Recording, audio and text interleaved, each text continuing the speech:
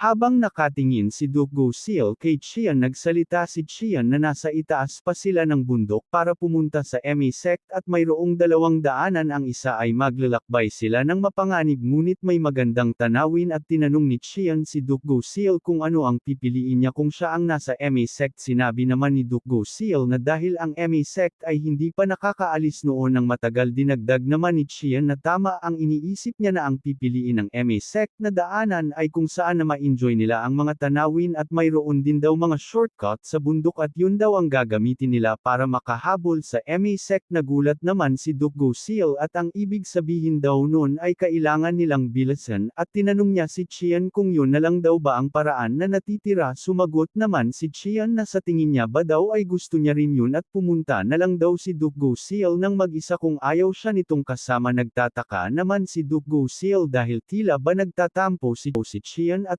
umalis na sila at makikita nga natin na mabilis silang dumadaan sa kagubatan. Hindi naman maipinta ang mukha ni Chian. Sa isip naman ni Duke Gosil na hindi niya ito pinag-isipan ng mabuti at bakit daw ba nag-aalala siya ngayon na nagpatuloy pa at sinabi niya kay Chian na sana daw ay hinintay niya na lang na bumalik sa kanila ang vice captain na si Jo Genho. Ganoon din daw ang iniisip ni Chian ngunit hindi pa makakabalik sa kanila si Jo Genho hanggat hindi niya napapatay ang bastardong sumusunod sa kanila. At nakakalimutan na rin daw ba ni Duke Gosil na ang strategiya nila ay ang Battle of Speed? Sumagot naman si Duke Gosil na naririnig niya naman daw si Chian ngunit siguraduhin daw nito na kumapit ng mahigpit dahil hindi niya daw kukunin ang responsibilidad kung mahuhulog si Chian at mukhang kailangan niya daw humanap ng paraan para hindi mahulog si Chian at makikita natin ang mga baging na pinutol ni Duke Gosil at tinanong naman ni Chian na hindi niya naman daw ba iniisip ni Duke Gosil na gamitin ang mga baging. Sumagot lang naman si Duke Gosil na gamitin niya ito para itali sa kanilang katawan at higpitin daw ni Chian ang pagkakatali hanggang sa kaya niya at para daw hindi niya na ulit kukunin si Chian kapag mayroong emergency. At nagpatuloy na nga si Duke Gosil. Sabi naman ni Chian mukhang malayo pa daw ang distansya nila sa talampas at tinanong ni Chian kung kaya daw ba ito ni Duke Gosil. Sumagot naman si Duke Gosil na wag siyang mag-alala at humawak lang ng mahigpit upang hindi mahulog at ginamit ni Duke Gosil ang sanga ng puno upang tumalon na papunta sa kabila at makikita natin kung gaano kataas ang babagsakan nila kapag hindi sila nakaabot sa kabila. Sa isip naman ni Chian na hindi siya makapaniwala dahil parang lumilipad lang daw si Duke Gosil sa tens of meters at tinanong ni Chian ang kanyang sarili ko. Nananaginip lang daw ba siya at nagsalita naman ang dalawa na nakamasid kila Chian. Nakamangha-mangha daw si Duke Gosil. Sumang-ayon naman ang kasama niya at mayroon din daw malaking tiwala si Duke Gosil sa kanyang sarili kaysa sa ibang lalaki at hindi rin daw exception ang martial arts. Dagdag pa nito na mabilis rin daw magpasya si Duke Gosil. Sumang-ayon naman ang isa na tama siya dahil patuloy na lumalago si Duke Gosil at magiging pinakamalakas na babae na walang sinumang kayang makaabot. Tinanong naman ng kasama niya na ang importante ay kung nakapagdesisyon na daw ba siya. Sumagot naman siya na oo nanit meron pang maraming mga dahilan at hinihiling niya daw na sana hindi niya masira ang mga kapalaran nila at hindi niya daw iniisip na kailangan niya pang pumili. Tinanong naman ng kasama na hindi daw ba kaya sa kalaunan ay maging magkalaban sila Duke Gosil sa battlefield. Sumagot naman siya na hindi pa nila malalaman yun kung ano ang magyayari sa kanilang kapalaran. Bumalik naman tayo kung nasaan sila Duke Gosil na patuloy pa rin na naglalakbay at sa isip naman ni Chian na malapit na sila. Unti na lang at tumalon si Duke Gosil at nagawa daw nila at nakaakyat na sila at tinanong ni Duke Gosil si Chian na kung bakit kailangan nilang pumunta dito. Sumagot naman si Chian na syempre kailangan nilang magpatuloy sa harapan. Tinanong naman ni Duke Gosil na sinasabi daw ba ni Chian na kailangan nilang tumawid sa kanilang harapan at makikita natin sa harapan nilang ang madaming bundok na kailangan nilang daanan. At sinabi ni Duke Gosil habang naghahanda na hindi daw siya maghihine-hine at bibilisan niya kaya siguraduhin daw ni Chian na humawak ng mahigpit at kung magkamali daw sila o mad-ulash ay siguradong gugulong-gulong sila pababa. Humangin naman si Chian ng paumanhin. Tinanong naman ni Duke Gosil bakit niya daw ba ito sinasabi. Sumagot naman si Chian na dahil sa kanya ay inilalagay niya sa panganib ang buhay ni Duke Gosil. Ngayon lang hindi daw ba sinabihan naman ni Duke Gosil si Chian na ingatan niya na lang ang mga salita na yun at naghanda na siyang tumalon at hindi naman daw siya ganun kaina at nagpatuloy na ulit sila tumalon na si Duke Gosil at mas madulas pa daw ito kaysa sa kanyang inaasahan at kung ganun daw ay iiwasan niya na lang ang mga madudulas na daanan para makaakyat sila sa itaas. Makikita naman natin na malapit na sila sa itaas at sa isip ni Duke Gosil na nagawa niya na dahil nasa tuktok na sila. Pamura na lang si Qian dahil napakabilis nila at nakaakyat na nga sila sa taas at sinabi ni Duke Gosil na wala na silang ibang madadaanan at makikita natin na napakataas kung nasaan sila. Sinabi naman ni Qian na maghanap na lang sila ng ibang daanan at sinisigurado niya daw na mayroong daanan sa ibaba kung liliko sila. Sinabi naman ni Duke Gosil na kailangan nilang dumaan sa wala ng daraanan at sinigawan niya si Qian na sabi nito na kailangan nila ng bilis at panlilinlang para manalo kaya hindi daw siya liliko at magpapatuloy lang siya. Sabi naman ni Qian na sigurado siya na yun nga ang sasabihin niya at merong isang pagpipilian na lang sila. Tama daw siya, sabi ni Duke Gosil at sinabi ni Qian na tumalon siya dun at tinuro ni Qian kung saan tatalon si Duke Gosil. Habang nakatingin si Duke Gosil sa itinuro ni Qian na sabi niya na lang na mukhang kailangan nilang isugal ang buhay nila at makikita natin kung gaano kataas ang tatalunan nila. At habang nakatingin si Duke Gosil at mukhang mas mataas daw ang tsansang mamatay sila kaysa mabuhay, sinabi naman ni Qian wala nang mas mahalaga kaysa sa buhay sa mundong ito kaya lumiko na lang daw sila. Tinanong naman ni Duke Gosil si Qian na kung magtatagumpay daw ba sila ay marami silang maliligtas na mga tao. Hindi daw ba nabigla naman si Qian at tataas lang daw ang dadaanan nila. Sinabi naman ni Duke Gosil na sapat na rason iyon para subukan nila at tinanong niya si Qian na kung magtitiwala daw ba siya sa kanya. Ano naman daw ang ibig sabihin ni Duke Gosil? Tanong ni Qian. Sinabi naman ni Duke Gosil na mas gusto niya ang maneuverability art kaysa sa mga swords techniques. Tinanong naman ni Qian na ang ibig sabihin daw ba nito na mas mataas ang tiyansa na makaligtas sila. Oo naman daw, sabi ni Duke Gosil, kung gayon daw ang buhay niya daw ay ipapagkatiwa niya muna kay Duke Gosil. Nagpasalamat naman si Duke Gosil sa pagtitiwala at gagawin niya daw ang lahat para iligtas ang buhay ni Qian at naghanda na siyang tumalon. At nang tumalon na si Duke Gosil at makikita natin na may dilaw na enerhiyang lumalabas at bumagsak na sila sa ilog na nagdulot ng pagtalsak ng tubig sa ilog. At bigla naman tayo napunta sa Sichuan branch kung saan nakarating na ang ibon at tinitignan na ni Baek Won-ho ang sulat na ang nakasulat ay 10 PM. Tinanong naman ng kasama ni Baek Won-ho na kung 10 PM ang tamang oras ng pagdating ng mga kalaban, ngunit ganun din daw ang ikalawang squad nila darating dito sa Sichuan branch. Sinabi naman ni Baek Won-ho na yun ang problema.